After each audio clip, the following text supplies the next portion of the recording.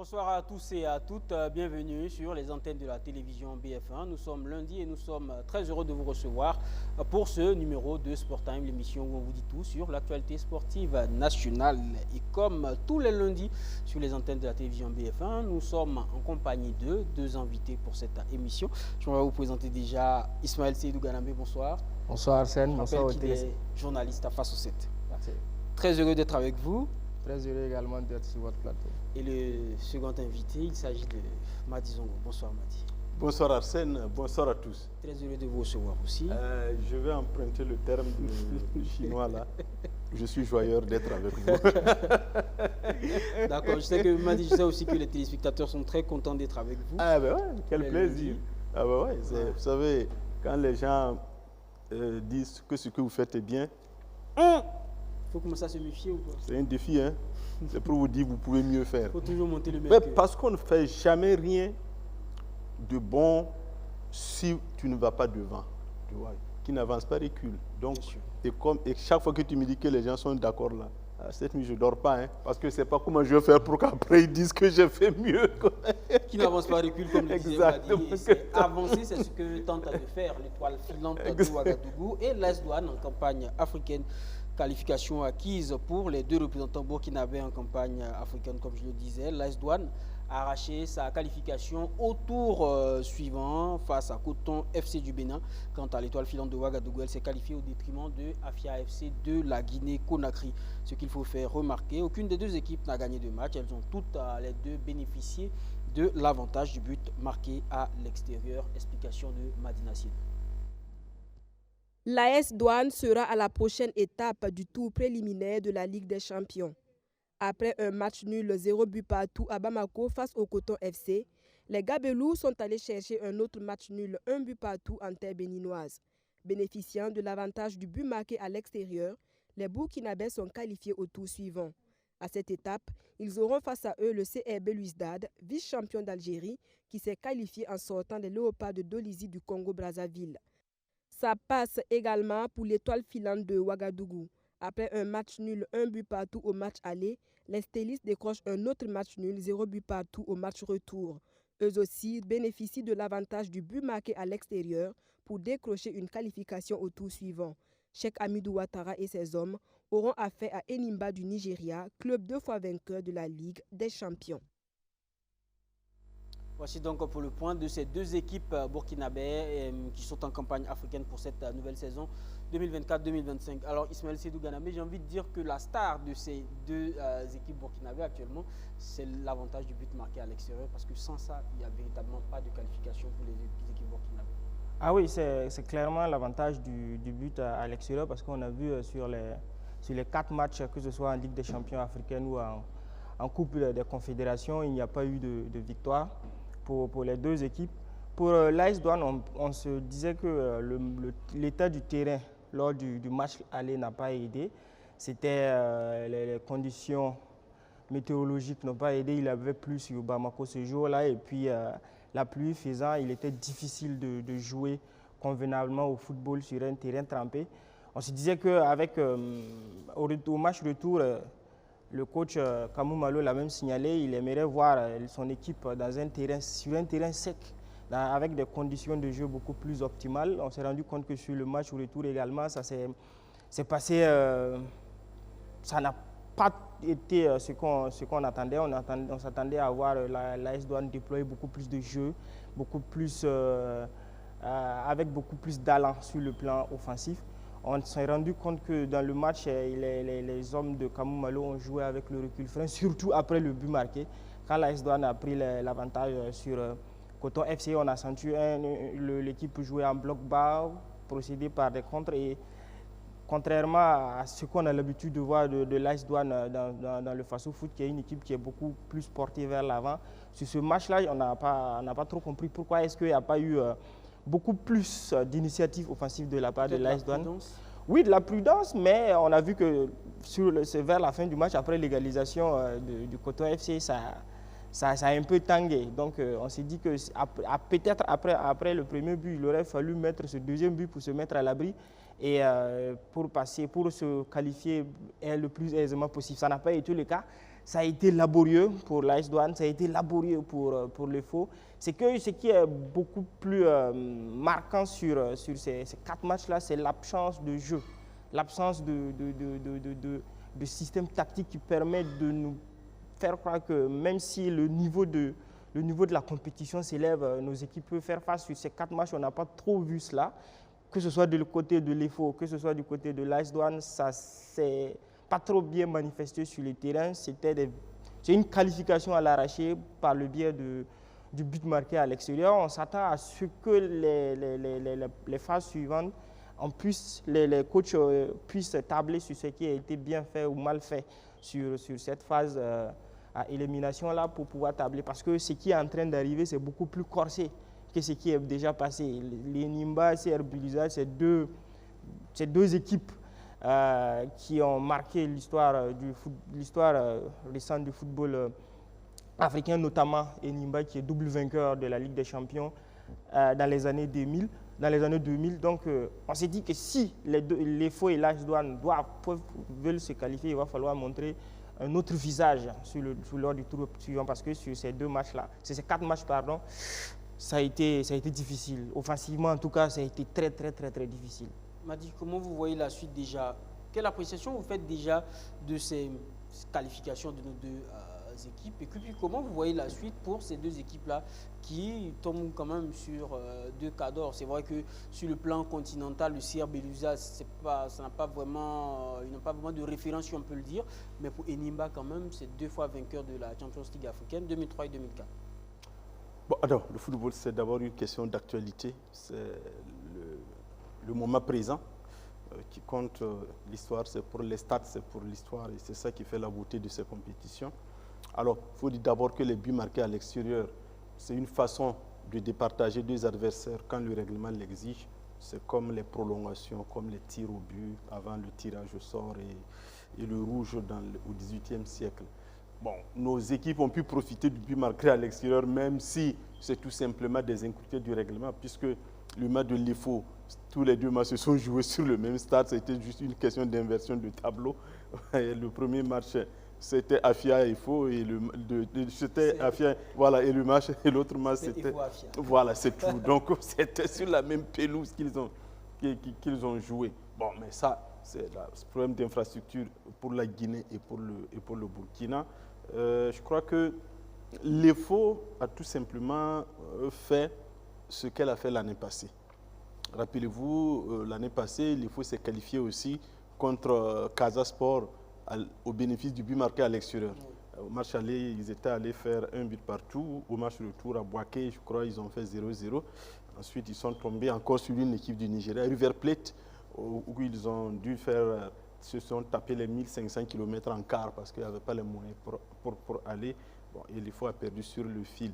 Pour l'AS Douanes, c'est pratiquement la même chose encore. Hein. C'est encore au Maghreb, même si l'année passée, c'était en Tunisie qu'ils sont allés se faire éliminer par l'Étoile du Sahel de Sousse. Mais dans tout ça, il y a quand même quelque chose de positif dans ce que nos équipes ont fait parce qu'il ne faut pas oublier que ces équipes sont allées en compétition sans aucune préparation.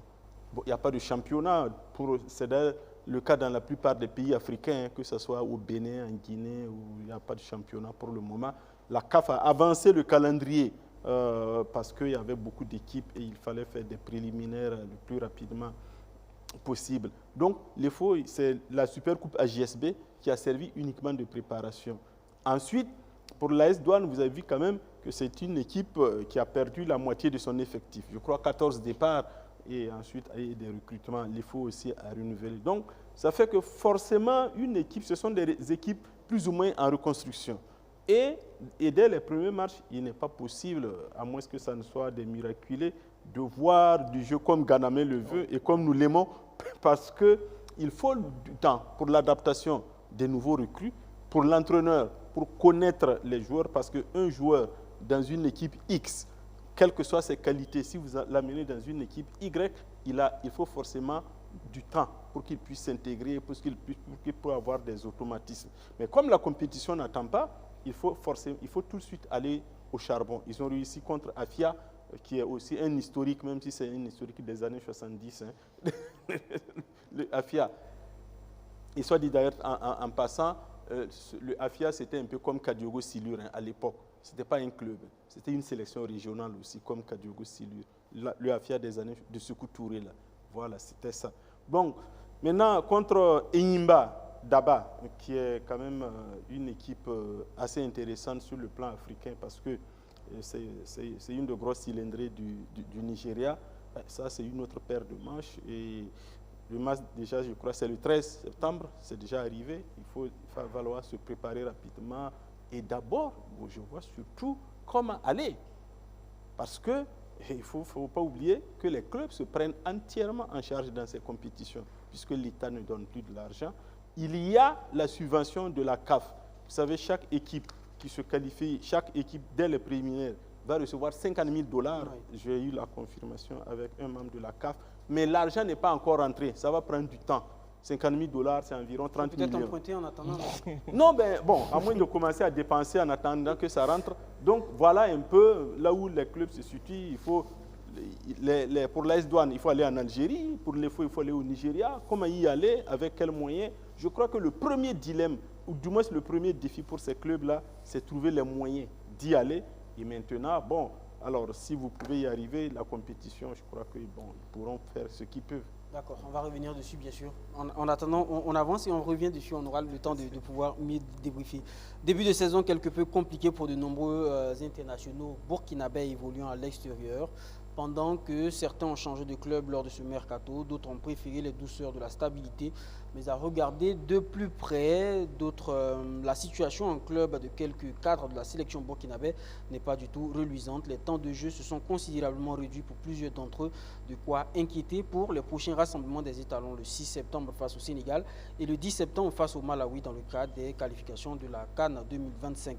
Et pendant ce temps, des jeunes loups aux dents bien acérées sont à la porte de l'écurie. On va maintenant pouvoir débriefer. Ganamé, plusieurs internationaux burkinabés sur le plan international sont quand même un peu en difficulté, si on peut le dire. Déjà, certains ont joué 2-3 matchs.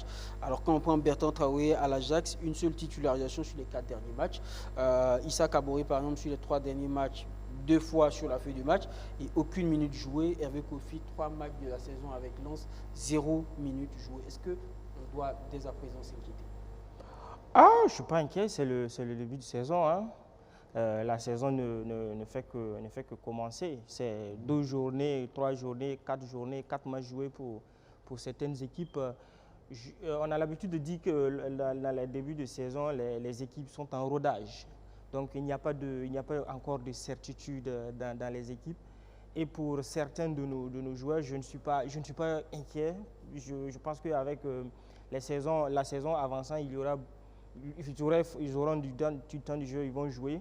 Je prends l'exemple de Bertrand Traoré. Je pense que juste le fait que Bertrand Traoré ne joue pas pour le moment, c'est le fait qu'il soit arrivé nouvellement. Bon, c'est un retour, mais le fait qu'il soit arrivé nouvellement à l'Ajax, pour moi, Bertrand, il va trouver sa place, il va prendre ses marques et il va jouer. Mais l'inquiétude, c'est que les échéances africaines arrivent, les éliminatoires de la CAN 2025, c'est pour bientôt.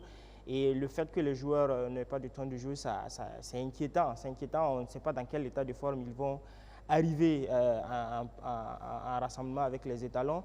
Mais ce qui est intéressant ici, c'est que pendant la pré-saison, il y a du foncier qui est fait avec les clubs. Il y a une préparation physique qui est faite avec tous les joueurs pour mettre les joueurs à condition, pour qu'ils soient prêts dès le début de la saison pour pouvoir faire la saison dans son entièreté. Donc actuellement, les joueurs sont plus ou moins prêts physiquement. Donc l'absence de compétition, on peut la compenser avec cette préparation physique-là qui a été faite durant la pré-saison. Par contre, je suis pas inquiet pour Bertrand Traoré, mais je suis inquiet pour certains de nos joueurs. Je pense à Issa Kaboré qui, jusque-là, on ne sait pas s'il va quitter Manchester City ou s'il ne va pas quitter Manchester City. Récemment, Pep Guardiola a ouvert la porte quant à une possibilité qu'il reste au sein de ce club-là. Et on sait la concurrence féroce qu'il y a du côté de Manchester City. Ces dernières années, Manchester City a compté sur deux latéraux, c'était Rico Lewis et Kyle Walker. Donc, Si on va dans la hiérarchie, il part numéro 3. Déjà que le numéro 2 ne joue pas beaucoup, le numéro 3 va... On imagine un peu ce que ça va donner. Donc pour Issa Kabore, je suis beaucoup plus inquiet. Si d'aventure il reste à Manchester City saison, ce n'est pas évident qu'il joue beaucoup. Et là, sur le long terme, ça va commencer à poser problème. Il y a encore un cas qui est inquiétant, c'est le cas de Hervé Koufi. Même si dernièrement, il n'a pas été en sélection, c'est toujours un international burkinabé. Donc, il y a la possibilité, sélectionnable, il a la possibilité d'être appelé par le sélectionneur Brahma Traoré. Il ne joue pas. Depuis le début de la saison, il ne joue pas. Il fait face à une concurrence qui est assez féroce. Brice Samba, international français, capitaine de l'équipe. On se demande comment est-ce que la donne va changer d'ici là. Dans le football, il n'y a rien de figé, ça avance. D'accord. Donc, on se pose des questions pour ce qui est de Hervé Koufi. Mais pour les autres, je dirais que sensiblement, la donne va changer. J'ai vu qu'il y a Iliak qui a récemment... On va revenir sur ces jeunes-là. Et qui est beaucoup plus, qui a eu du temps de jeu récemment et qui a joué avec un club. Il y a pas mal de joueurs. Il y a Kader Ouattara aussi. On va revenir sur ces jeunes-là un peu plus loin dans l'émission. Madi, comment vous appréciez déjà cette situation de nos internationaux qui sont, on peut le dire, des cadres de cette équipe-là en ce début de saison? Bon, mais ce sont des situations pas très intéressantes. Je crois que pour le plus emblématique, c'est Kofi. Il ne faut pas se faire des illusions. Tant que Samba ne sera pas blessé ou suspendu, il ne jouera pas. Pour un gardien de but, on ne discute même pas. Parce que c'est un poste où les entraîneurs ne font jamais tourner. Très rarement. Et surtout pour Brice Samba qui est le capitaine, parce qu'il ne faut pas oublier que Brice Samba avait manifesté le désir de partir à Marseille. Vous savez qu'il a été formé à Marseille, il est l'homonyme parfait de son papa, Brice Samba, ancien gardien de but international du Congo. Donc il a été formé à Marseille, donc il avait encore des visées pour l'OM. Et bon, entre-temps, ça n'a pas marché parce que Lens était gourmand, paraît-il, donc il est resté. Marseille a recruté Rouli, l'Argentin. Alors c'est dans ce cadre que Kofi avait été recruté pour jouer numéro 1 au niveau de Lens.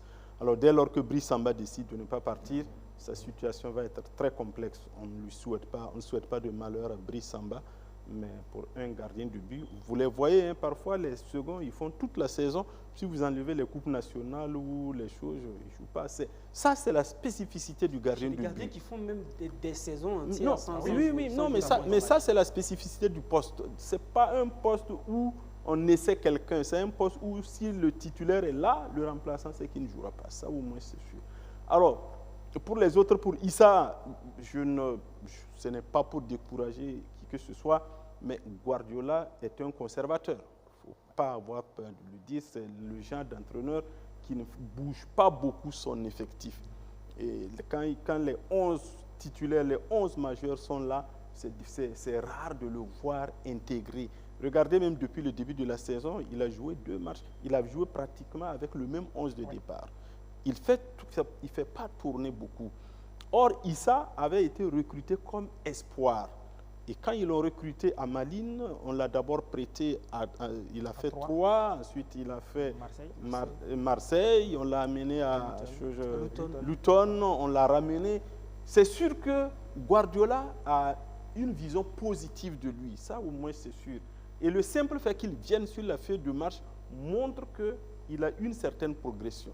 Mais de là à le voir débuter ou avoir un temps de jeu assez élevé à Man City avec cette équipe-là, ça risque d'être assez compliqué pour lui. Donc, dès lors qu'il est sur la feuille de match, c'est déjà positif. Ça veut dire qu'il compte, il est dans les 18, c'est déjà bon. Mais pour qu'il joue, là, ça va être extrêmement difficile. Mais sait-on jamais, parce qu'au niveau des joueurs de champ, c'est encore plus facile de saisir quelque chose qu'au niveau des gardiens de but. Donc, d'une façon générale, pour ce début de saison, c'est un peu compliqué, mais il faut faire avec. Bon, heureusement, il y a Edmond qui est indispensable, qui est actuellement indéboulonnable au niveau du Bayer Leverkusen. Donc, c'est déjà bon. Maintenant, est-ce que ça suffit pour affronter évident. Les équipes nationales, d'autres équipes nationales africaines, ben, on verra bien le 6 septembre. La campagne pour l'élection à la présidence de la Fédération burkinabé de football est en cours. L'unique candidat poursuit sa tournée dans les régions. Aujourd'hui, le colonel-major à la retraite, Oumarou Sawadogo, était du côté de Koudougou, où il a rencontré les différents acteurs de la région du centre-ouest. On va l'écouter et on revient. Au terme des échanges, je dirais que mon message est passé. Parce que vu l'engouement et vu les questions que les uns et les autres ont posées et les réponses qui ont été apportées par la délégation qui m'accompagne, je crois qu'on peut dire que Koudougou, je ne dirais pas que Koudougou est prêt à nous accompagner. En termes de synthèse, dans un premier temps, c'est la formation. Ce sont les compétitions des petites catégories. Le problème crucial des infrastructures qui se pose partout et l'organisation même de la fédération et même des clubs. Comme l'a dit quelqu'un dans la salle, il ne faut pas créer votre club et puis attendre tout de la fédération. La fédération ne peut pas tout faire. Si on dit on va tout faire là, on ment. Même le ministère des Sports ne peut pas tout faire. Si vous avez créé, acceptez de souffrir. Et on souffre ensemble et on s'aide, on s'entraide ensemble. Tous ceux qui sont venus envers moi, il n'y a pas eu de pression. S'il y avait eu pression, je crois que Pitroapa, qui est venu me rencontrer à 2 reprises, on pouvait dire ne pas déposer sa candidature. Si c'est ce que vous voulez croire, Ali Kissou, qui est un paramilitaire, donc c'est pour vous dire, chacun a été libre de déposer. Maintenant, si ça n'a pas été retenu, ça a été invalidé, il y avait des raisons bien précises. On dit que, est-ce que les gens ne viennent pas au niveau du comité exécutif? Non, au niveau de la fédération parce qu'ils veulent des postes. J'ai des cas concrets. Monsieur Bouli, qui est mon directeur de campagne, il n'est même pas membre de mon comité exécutif. Quand on a échangé, il ne m'a jamais parlé de poste. Le seul qui était candidat et qui est membre du comité exécutif, c'est Raïm. Il a refusé dès le début, les gens peuvent témoigner. J'ai pris 48 heures pour le convaincre. Le docteur Sawadogo, qui est là, il n'est même pas membre d'abord du bureau. Il ne sait même pas s'il sera retenu, oui ou non. Il y en a qui sont venus, on a discuté. À la fin, ils m'ont demandé qu'est-ce que vous me proposez. Quand j'ai dit je n'ai rien à proposer, ils sont partis, ils ne sont plus revenus. C'est pour vous dire, on essaie de faire la part des choses. J'ai dit je ne peux pas promettre de poste à quelqu'un. Je ne suis même pas élu. Je ne fais pas de promesses. Celui qui ne veut pas accompagner le football, celui qui aime le football, il vient. Nous sommes venus ici, beaucoup ont mis leur carburant venir. Je n'ai pas mis du carburant chez quelqu'un pour qu'il vienne ici. Chacun est venu avec son carburant. Il sait ce qu'il fait. On va maintenant pouvoir entendre ceux qui étaient à l'intérieur de la salle, ceux qui ont participé à cette rencontre, qui ont pu écouter le colonel-major Oumarou Sawadogo. Vraiment, à l'issue de la rencontre, nous sommes très satisfaits de ce que le président nous a présenté comme programme et surtout son engagement et sa détermination à unifier le monde du football qui, ces derniers temps, était très divisé. Nous avons vu son engagement, sa détermination à travailler à ce que les acteurs de notre football parlent le même langage, regardent dans la même direction, afin qu'ensemble, nous hissions haut le flambeau du football national. Vraiment, nous sommes très satisfaits et les acteurs du football de la région du centre-ouest, tous ensemble, nous sommes déterminés à l'accompagner pour que sa mission soit fructueuse. Et moi, tout d'abord, étant même de Koudougou, je peux dire que la grande priorité qu'il a donnée, que moi je suis d'accord là, c'est le côté des infrastructures de Koudougou. Koudougou en tant que 3e ville, et il n'y a pas réellement un bon stade, vraiment c'est un peu décevant. Et là-bas, je peux dire que déjà, il m'a convaincu. L'idée qu'il a eue d'abord même, de sillonner déjà les différentes ligues là, vont lui donner les béabas quand même, pour pouvoir enjamber les chantiers qu'il a déjà pris. Donc je me dis qu'il avait eu la chance de prendre une bonne initiative. Ce qui m'a retenu avec le colonel, c'est un candidat qui est venu pour rassembler les acteurs du football au niveau national et international. En tout cas, l'exposé qu'on a écouté lors des échanges, en tout cas, les acteurs du football sont très contents par rapport à son mot de rassemblement. Par rapport à la crise qui a secoué le football, il est capable de résoudre ce problème? Oui, je pense que oui, je peux dire oui, et il est capable parce qu'il demande aux acteurs du football de se mettre ensemble pour le développement du football. Donc voici un peu les échanges, la teneur des échanges entre le colonel-major Oumaro Sawadogo et les acteurs du football dans la région du centre-ouest. Ganamé, comment déjà vous appréciez cette campagne? On a l'impression qu'il manque quelque chose. Bon, quand on a un seul candidat aussi, on ne peut pas s'attendre à grand-chose. Non, mais si on va apprécier la démarche du colonel-major Oumaro Sawadogo, on dirait que c'est ce qu'il fallait faire. Il l'a dit lors de la conférence de presse de présentation de son programme pour la présidence de la fédération, que ce n'est pas parce qu'il est le seul candidat qu'il ne va pas aller auprès des acteurs du football, échanger avec eux, discuter avec eux, pour essayer de les convaincre de sa capacité à diriger le football et à hisser le football burkinabé à un niveau beaucoup plus élevé. Donc disons déjà que le fait de prendre le temps, malgré qu'il est le seul candidat à aller discuter avec l'ensemble des ligues, l'ensemble des responsables de clubs, des districts, et de les présenter de façon en présentiel son programme pour le football burkinabé, c'est de bonne guerre.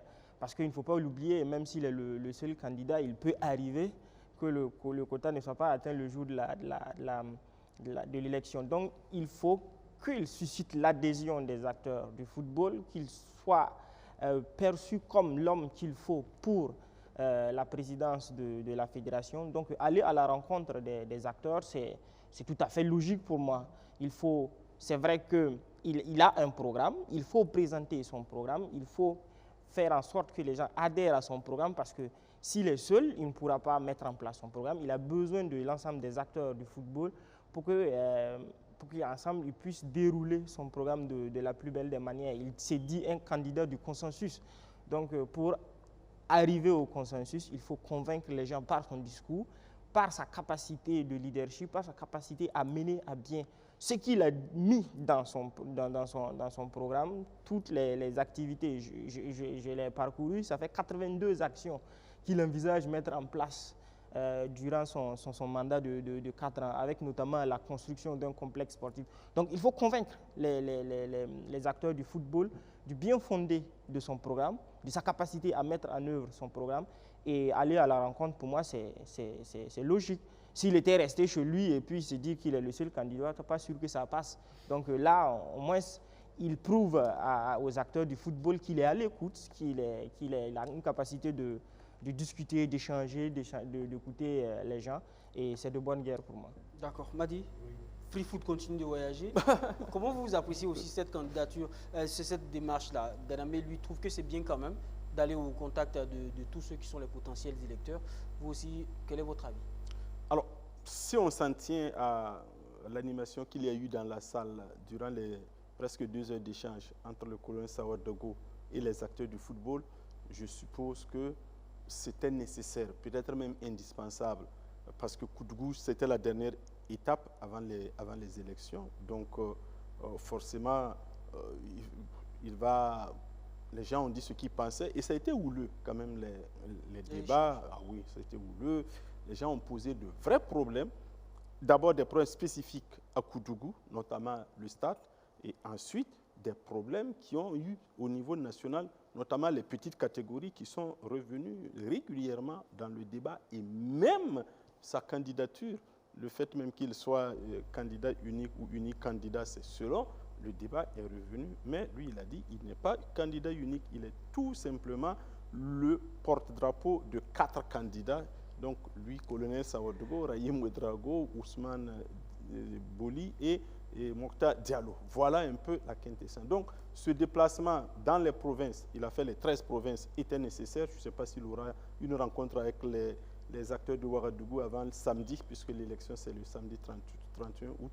Mais je crois que c'était indispensable d'aller vers les gens, les expliquer et surtout recueillir, parce que chacun avait besoin quand même de dire ce qu'il a à dire au potentiel futur président de la Fédération burkinabé de football. Je tiens à préciser que le programme qu'il a présenté, c'est lui et puis son équipe qui l'a décidé. C'est dans leur vision du football. Mais la vision du football n'est pas unilatérale. Il y a des acteurs à rencontrer, des acteurs à sonder pour savoir quelles sont leurs attentes par rapport à son programme, par rapport à son mandat. Donc le fait d'aller les écouter, c'est d'abord présenter son programme, présenter ce qu'il a envie de faire, ce qu'il a envie de proposer pour le football, et après également recueillir les suggestions, les propositions des différents acteurs du football. Parce que, comme on dit le plus souvent, un dirigeant qui est à l'écoute, un dirigeant qui accepte discuter, dialoguer et à susciter l'adhésion de ses collaborateurs est beaucoup plus enclin à réussir son mandat. Donc de là, par rapport à tout ce qui a été fait, comme le Coran dit, Izongo l'a dit, c'était tout à fait indispensable. Il ne l'aurait pas fait, on allait se poser des questions. Dans la province du Sangué, les fils et filles tentent de redonner vie au club de football local. Dénommé Association sportive des Amis du Mont-Sanguier, c'est un club qui existe depuis près de 20 ans, mais qui végète depuis lors, reconduit à la tête du club pour un mandat de 5 nouvelles années. Maître Edasso Rodrigue Bayala, actuel ministre en charge de la justice, ambitionne d'emmener l'équipe à une participation beaucoup plus régulière aux compétitions nationales. On va voir cela, c'est avec Amadou Diko. La participation de l'Azamos, association sportive des Amis du Mont-Sanguier aux compétitions nationales, c'est le principal défi de Maître Edasso Rodrigue Bayala, reconduit à la tête du club pour un mandat de 5 ans. Le club provincial du Sanguier existe depuis une vingtaine d'années, mais peine toujours à se retrouver dans l'élite burkinabé. Une tendance que veut inverser la nouvelle équipe dirigeante. Pour le nouveau mandat à venir et en termes de perspective, comme nous l'avons dit, il s'agit d'abord pour nous de régulariser la situation du club à travers l'obtention de son récépissé, parce que Azamos Football Club existe en réalité pratiquement depuis une vingtaine d'années. Mais comme cette formalité n'a jamais été accomplie, ça ne nous permet pas d'avancer sur certains aspects. Donc le premier défi, c'est de régulariser la situation. Le deuxième défi, c'est de continuer la formation. Et le troisième défi, comme on l'a dit, c'est de faire en sorte de prendre part au cours de ce mandat-là aux compétitions nationales. Nous savons que ce n'est pas des petits défis au regard de la modestie des moyens du club, parce qu'il faut reconnaître que essentiellement nous n'avons pas beaucoup démarré au cours des 5 dernières années. Ce n'est pas souci de budget. Et comme nous ne sommes pas affiliés, nous n'avons pas de récépissés, nous ne fonctionnons que sur les subventions du promoteur, des membres du bureau, de façon spontanée.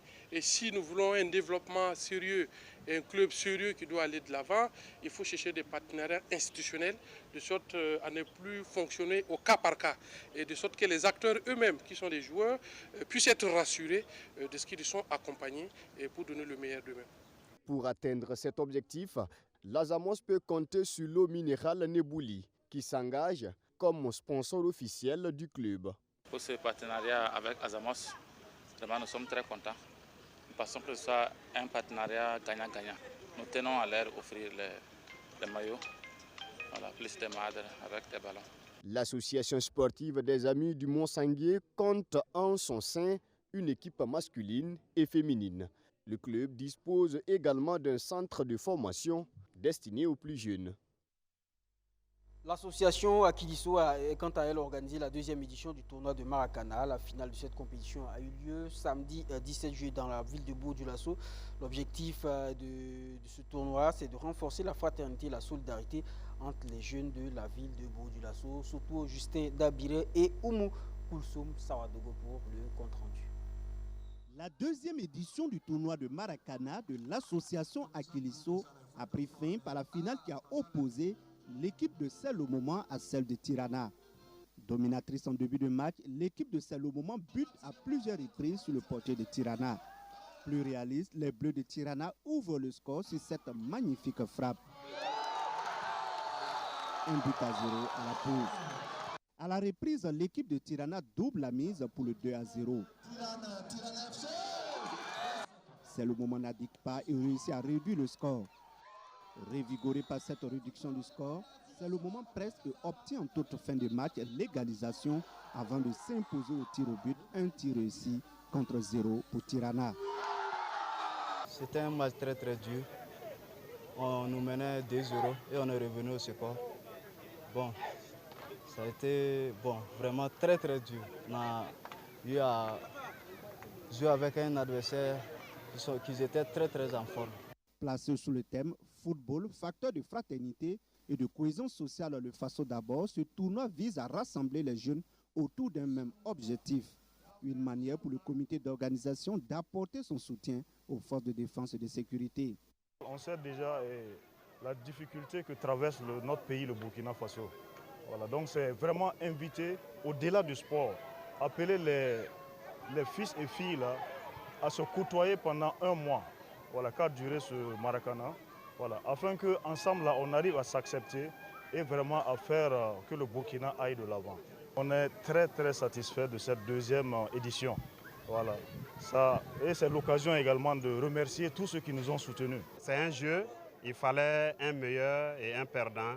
Donc félicitations aux meilleurs, félicitations aussi à l'équipe perdante qui n'a pas démérité. Ces genres d'initiatives de la jeunesse, nous les encourageons et nous nous rendons disponibles pour accompagner de telles initiatives.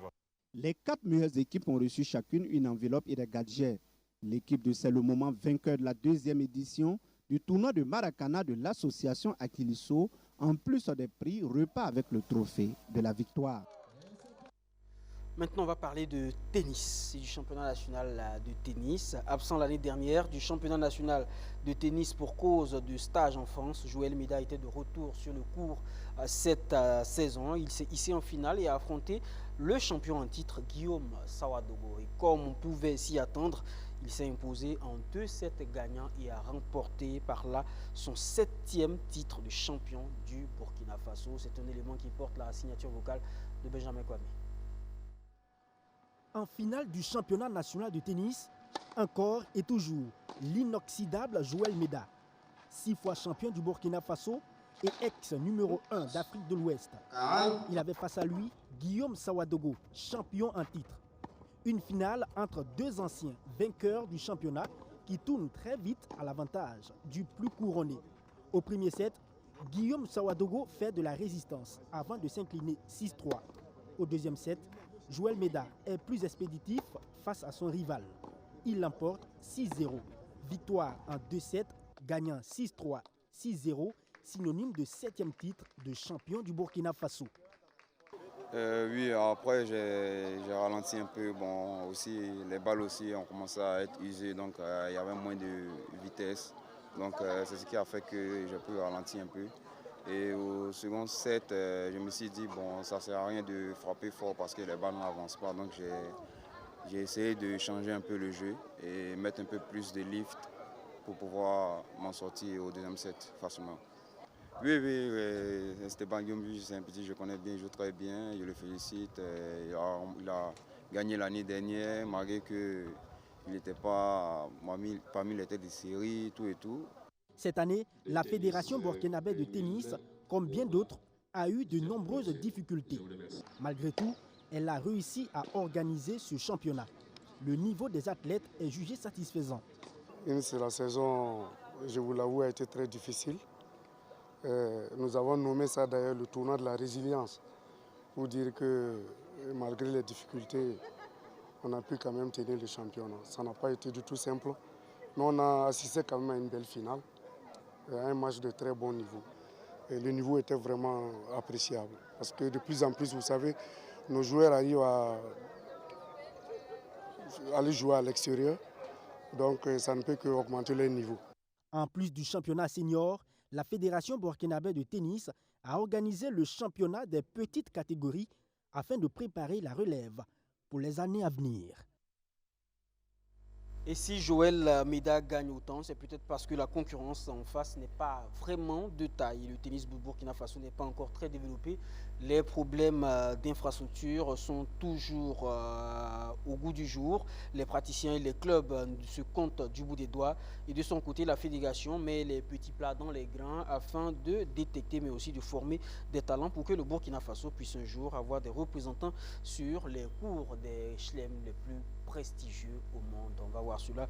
C'est un élément qui porte la voix de Maxime Ilgoudo. Au Burkina Faso, les conditions sont loin d'être réunies pour une bonne pratique du tennis. Mais la petite balle jaune ne manque pas d'adeptes. Ils sont environ 500 joueurs licenciés dans les clubs repartis dans plusieurs villes. Rien qu'à Ouaga, on peut dénombrer plus de 15 clubs. Voilà, et à Bobo, on a au moins 4 ou 5. À Koudougou, on a 2. On compte sur nos autorités, on compte sur le ministère, on compte sur tout le monde, toutes les bonnes volontés pour nous aider quand même à avoir des infrastructures propres à la fédération, voilà, qui va nous quand même nous amener beaucoup plus d'enfants, beaucoup plus de pratiquants locaux au tennis. Voir un Burkinabé participer aux grands tournois internationaux comme Wimbledon, Roland Garros ou le Master 1000 semble relever du rêve. Un avis que ne partage pas le directeur technique national. C'est le talent, parce que partout on y va, on ne pensait pas qu'on allait avoir un champion du monde en triple saut, un champion du monde, un champion de mieux classé en taïkoné, tout ça, mais c'est avec la volonté, l'abnégation et le travail. Bon, les autres aussi, ils n'ont pas deux têtes, ils n'ont pas autre chose. Hein. C'est le travail, c'est la volonté et puis c'est l'accompagnement surtout. Titiller les grands de ce monde-là, il faut commencer très jeune et avoir un accompagnement solide à tous les niveaux. Côté des parents, côté sponsors, côté tout, pour pouvoir arriver à un certain niveau. Sous l'aune de ces résultats, le tennis burkinabé peut être cité parmi les meilleurs de la sous-région. Quand notre poulain sort en la personne du champion, du numéro 1, voilà, il rafle toutes les mises. Hein. On a au moins deux petits ou trois petits qui sont classés mondialement avec le circuit minime. Et puis circuit junior. Bon, c'est ça qui nous permet quand même d'espérer parce que voilà, on a une bonne pépinière sur qui on peut compter. Quoi. Cette année, ils sont allés au Bénin, ils ont essayé de ramener quelques points. Et donc, seulement que si on ne sort pas, c'est difficile d'aller engranger des points. Et pour sortir, il faut les moyens, il faut des accompagnements. J'invite tout le monde à venir voir les enfants jouer au tennis. Et pourquoi pas les susciter d'autres enfants aussi qui ont le désir de jouer mais qui ne savent pas où. C'est l'occasion avec le championnat, les cours sont ouverts, ils peuvent venir se renseigner et puis voilà, s'inscrire dans les clubs les plus proches de chez eux. Dans le souci de donner du spectacle au public, les 16 meilleurs joueurs en senior et les 8 dans chacune des petites catégories ont été retenus pour la phase du championnat national. D'accord, on est de retour en plateau, hein, ça nous permet de pouvoir saisir la balle au bon. Ismaël Seydou Ganamé, on parlait tout à l'heure de la sélection nationale du Burkina Faso, on a parlé de ces cadres qui sont quelque peu en difficulté, mais à côté de ces cadres qui sont en difficulté, il y a aussi des jeunes pousses qui arrivent, qui sont en train de frapper à la porte de cette équipe-là. Finalement, à votre avis, que doit faire le sélectionneur Brahma Traoré? Pour la sélection à venir, je pense que c'est vrai qu'on ne va pas se lancer dans un chamboulement ou dans une reconstruction du tout au tout, mais par rapport à certains postes spécifiques, je pense qu'on peut intégrer de nouveaux jeunes joueurs. Tout à l'heure, on parlait de Ousmane Kamara, de Mohamed Ouattara, de Kader Ouattara qui performent, qui ont du temps de jeu en club, mais qui sont relativement jeunes. Je pense qu'il est temps d'essayer de les intégrer dans cette équipe-là. Parce que si on va voir offensivement, il n'y a pas matière à s'enthousiasmer aussi. Hein, parce que si on prend Dango Ouattara, lui, il a du temps de jeu, mais c'est moyen. Je sais pas. Peut-être Hassan Bandé qui semble être. Hassan Bandé qui tout à l'heure il y a une statistique assez intéressante qui est sortie. Il est le joueur le plus rapide du championnat. Il a été chronométré à 34 km/h, si je ne dis pas de bêtises. Bon, c'est la preuve que physiquement également, il se porte très bien. Mais Hassan Bandé, c'est un ancien de la sélection. Il est là depuis pas mal d'années. Mais je pense qu'il serait intéressant de s'appuyer un peu sur la fougue de la jeunesse. Quoique, manquant d'expérience, il serait intéressant de s'appuyer sur certains jeunes. Parce qu'il n'y a pas de moment propice pour lancer un jeune en sélection. Tant qu'il a du talent, comme le dit un certain Kylian Mbappé, avec moi, on ne parle pas d'âge. Parle-moi de football, parle-moi de terrain. Donc, par rapport à ce qu'ils sont en train de démontrer sur le terrain, notamment, il y a ici, j'ai du mal à prononcer son Syriac, voilà, Syriac, récemment, qui a quitté Dijon pour allier 3. Je pense que eux, c'est des joueurs sur lesquels on peut tabler pour intégrer l'équipe nationale et commencer à reconstruire pas une nouvelle sélection, mais un autre noyau dur qui va prendre le relais de ceux qui sont présents actuellement. Parce que Mohamed Konaté, il a atterri en Arabie Saoudite. On ne sait pas, l'Arabie Saoudite en termes de niveau, qu'est-ce que ça donne comparativement à la sélection. D'office, ce n'est pas un championnat européen. On tend à penser que c'est un championnat de moindre niveau. Donc, on ne sait pas ce que ça va donner. Donc, offensivement, c'est le temps d'intégrer. On a vu que lors de la première liste de Brahma Traoré, il a appelé beaucoup de jeunes joueurs. Pourquoi pas rééditer et puis voir ce que ça va donner. Quoique en maintenant les cadres de la sélection pour apporter plus d'expérience. D'accord. Madi? Je crois qu'en sélection, c'est plus le résultat qui compte, du moins l'apport qui compte que l'âge. De toute façon, la précocité des joueurs aujourd'hui est telle que l'âge n'a plus de sens. Prenez des Yamal, Mbappé, ils ont commencé très très jeunes. Mais maintenant, il faut faire attention par rapport quand même à une équipe comme le Burkina, où vous avez quand même des joueurs qui sont très bons, mais qui sont loin d'être des cracks. Parce que même si vous prenez ces grandes nations européennes-là, ce n'est pas 4, 5, 6 jeunes qu'ils mettent. C'est 1, 2 maximum. Oui. Pour quand même, soit pour profiter de leur dynamisme, amener de la concurrence, etc. Or, ici, on a affaire à une sélection qui, sans être dans le doute, n'est pas sur une pente positive. Donc là, le dilemme est grand pour l'entraîneur. Que faire? Tu as des cadres qui n'ont pas un temps de jeu assez intéressant, mais tu as des jeunes qui n'ont pas aussi le cran pour prendre immédiatement le relais. À partir de cet instant, le pays doit avoir le courage, pas de marquer une pause, mais de ne pas mettre très haut le curseur. Ouais. Je ne dis pas qu'on ne doit pas chercher à aller à la Coupe du Monde ou aller à la CAN, mais je dis qu'il faut accepter qu'à un moment donné, il faut aller doucement pour, si tu dis reconstruire, on va dire, on ne reconstruit pas une équipe parce que c'est chose, mais il faut aller doucement et ne pas mettre trop de pression, surtout sur les joueurs. Parce que si vous appelez tout de suite 4, 5, 6 joueurs qui n'ont aucune expérience en équipe nationale, vous avez de fortes chances de les griller immédiatement. Parce que le manque de résultats en football, ça ne pardonne pas. Le supporter, il s'en fout que tu as 15 ans, que tu as 70 ans. Lui, il veut la victoire. Il n'y a pas beaucoup qui analysent parce que la victoire, c'est tu as marqué un but de plus que l'adversaire. Donc là, au Burkina, on est un peu en face de ce dilemme-là. Il y a des nations qui l'ont vécu. Vous prenez une nation comme la Côte d'Ivoire, lors de la CAN, c'est ce dilemme jeune qui a amené les Ivoiriens à douter d'abord de leur premier entraîneur. Et quand l'autre a pris, tout de suite, le soutien populaire a été tel que tout de suite les gens ont adhéré et c'est parti. Au Burkina, on a besoin de cette osmose-là, de cette complicité pour amener. Mais comment avoir une telle complicité quand vous jouez à 1000 km de chez vous? Bon, quand vous jouez, bon, donc c'est ça aussi qui amène le problème. Donc, le problème d'infrastructure, à mon avis, revient rapidement parce que si on veut que ces jeunes qu'on veut mettre là rentrent tout de suite dans la dynamique de la compétition, ils ont besoin de profiter du soutien du public pour se donner confiance. Et un joueur en confiance, c'est un joueur qui vous donne de bons résultats.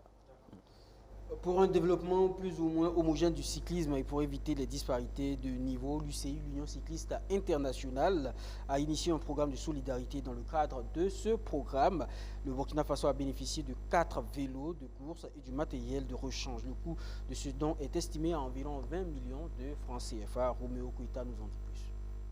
Dans le but de contribuer au développement du cyclisme, l'Union cycliste internationale a mis en place des mécanismes de financement à travers un programme dénommé Solidarité. Le programme Solidarité de l'UCI, c'est chaque année. Et toutes les fédérations du monde postulent.